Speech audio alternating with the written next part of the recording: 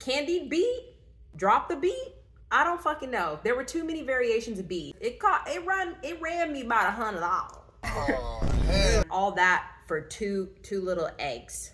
If I sneezed, if I breathed wrong, something was gonna rip. That's how much food that they were serving. Welcome back to part 2 of my fine dining restaurant review series. We're deep diving into 3 Michelin star restaurant, Odette.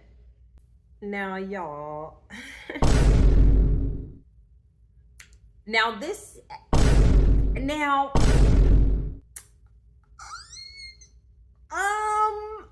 I gotta say, we were not a fan of this next dish. That might have been what held them back.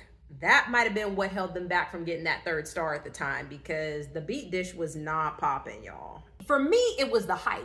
Here's the thing. The chef personally has this obsession with beets. You would have thought it was this chef's life mission to spread the beet gospel to the masses, right? He was just so inspired by beets and loved beets so much that he wanted to make an entire dish out of it where it was the star. That's a bit extreme for beets. The beets were not hitting all 5 ways. They were terrible all 5 ways. I mean, it was a beet foam. There was a beet mousse. There was beet cheese. A candied beet? Drop the beet? I don't fucking know. There were too many variations of beet. I mean, the beets were beating. The beets were doing what they were trying to do. You know, the beets, they were beets. Them beets didn't have nothing for me, and I didn't have nothing for them. They really turned that beet every which way but loose and presented it 50-11 ways, and I hated all of them. It just wasn't good. It wasn't bland. I mean, there was definitely flavor, but honey, it just wasn't it. It just wasn't it. I tried.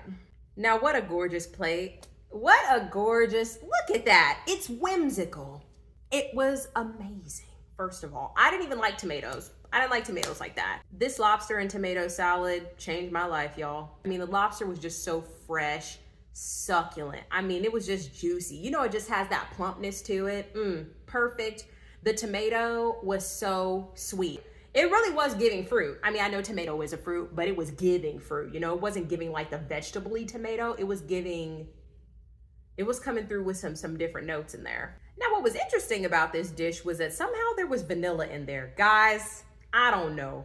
Somebody was in the lab. Somebody was back there in the lab, because I don't know how vanilla would have went with any of this.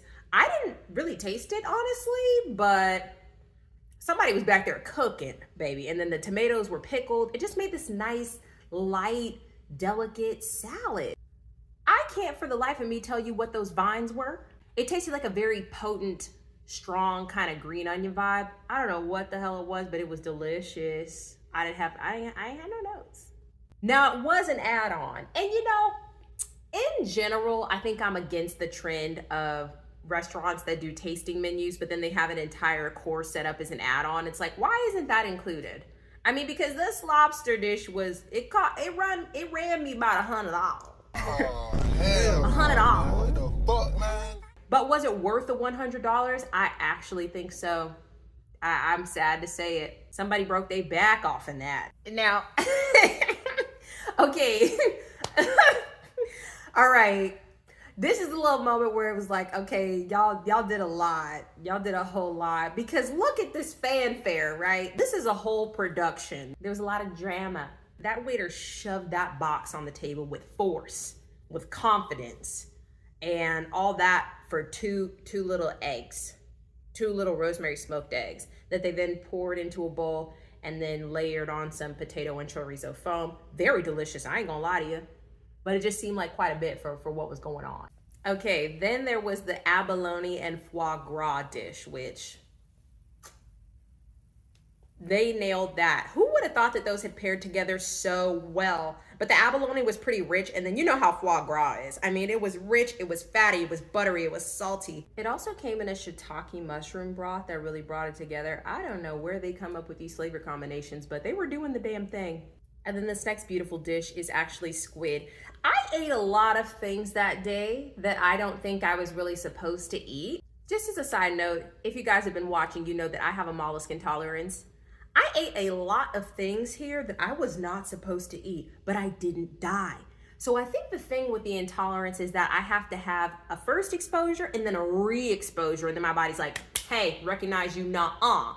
So I just want to say as an aside, I'm really thankful that I got to experience a lot of these mollusks for the first time here. I mean, it was uni, the abalone, the squid, that massive scallop, like all of these things I have since had after Odette. I have been violently ill. So I've died and I've come back to life. She is risen. I did have squid one more time at Alinea, and it was fantastic there as well, which is sad because I thought that I didn't like squid because I hate calamari.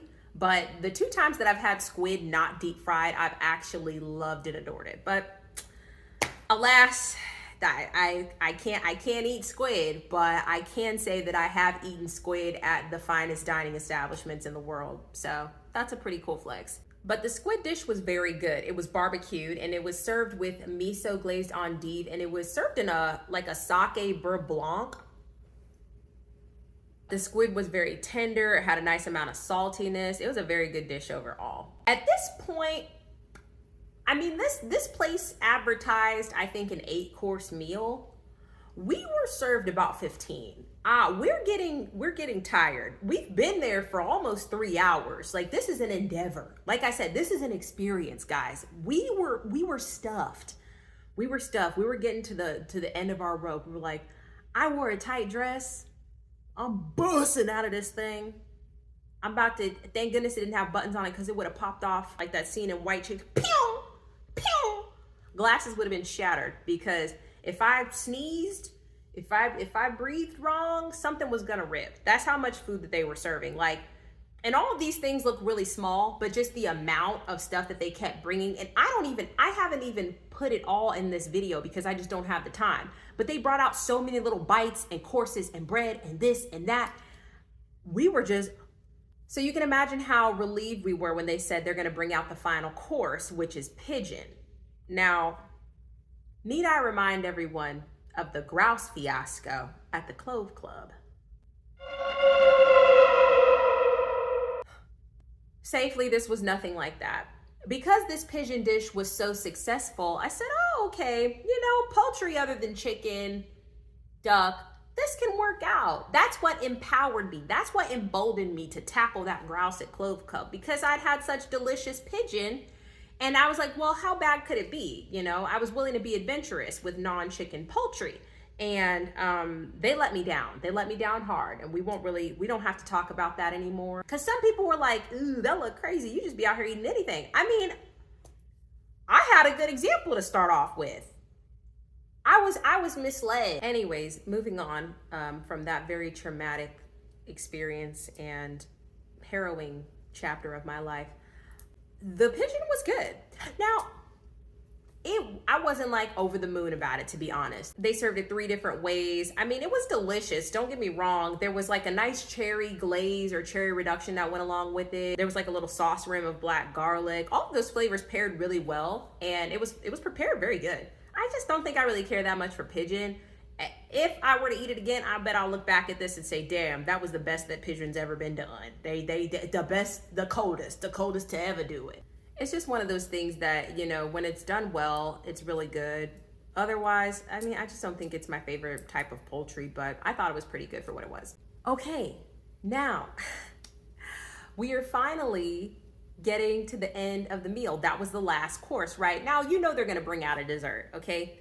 But what we did not know was that they were going to bring out